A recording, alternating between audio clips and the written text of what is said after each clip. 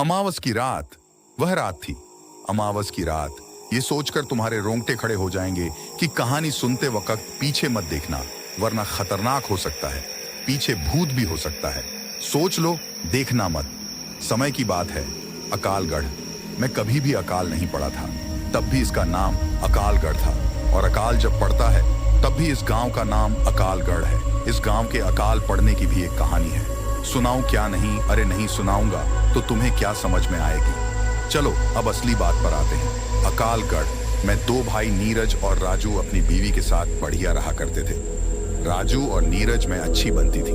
नीरज का विवाह नहीं हुआ था, पर होने वाला था। कुछ दिनों बाद नीरज की भी शादी हो गई। कुछ दिनों तक तो ठीक ठाक चलता रहा, पर उनकी बीवियों में आपस में नहीं बनती थी, तो उन्होंने अलग अलग रहने का फैसला किया। दोनों अलग अलग रहने लगे।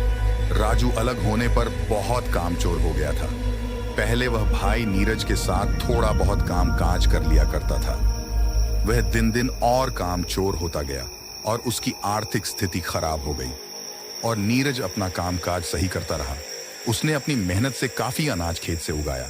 ये सब देख देख कर उसका भाई राजू बहुत जलता था, पर नीरज अपनी तरफ से सही था। एक दिन राजू और उसकी पत्नी ने मिलकर नीरज की पत्नी को रात में मार दिया। नीरज किसी काम से बाहर गया हुआ था। दोस्तों, वह रात अमावस्या की रात थी। चांद अपनी पूरी रोशनी पर था। तारे टिमटिमा रहे थे। रात बिल्कुल शांत थी। उन दोनों ने उसके घर कूद कर पहले सारा अनाज चुरा लिया। जब नीरज की पत्नी को पता चला कि उसके अनाज की कोई चोरी कर रहा है, तब उसने उठकर देखा तो राजू और उसकी बीवी अनाज चुराने में लगे थे। तब नीरज की बीवी ने कहा कि आप ये क्या कर रहे हो? अपने ही घर में चोरी।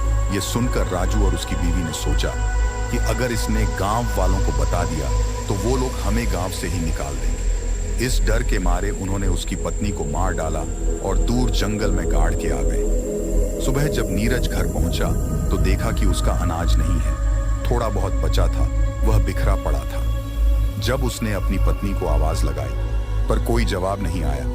उसने सारे घर को छान डाला, पर वो कहीं नहीं मिली। फिर उसने अपनी भाभी से पूछा कि मेरी बीवी कहाँ गई?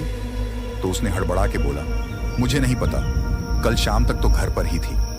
इतना पूछकर उसने पड़ोसियों से पूछा तो किसी ने कहा पता नहीं, और किसी ने बताया शाम तक तो घर पर ही थी। वो बहुत घबरा गया और कुछ लोगों को बताया कि घर का सारा अनाज किसी ने चुरा लिया है और मेरी बीवी का भी पता नहीं है कि कहाँ है वो। उसने घर जाके फिर देखा तो उसे उन गेहूं से एक चाकू मिला और कुछ खून भी पड़ा था। उसे सब कुछ समझ में आ गया कि उसे किसी ने मार के सारा अनाज चुरा लिया है। तब उसने अपनी छत पर जाकर देखा तो उसे कुछ अनाज भी मिला तो उसे अपने भाई राजू पर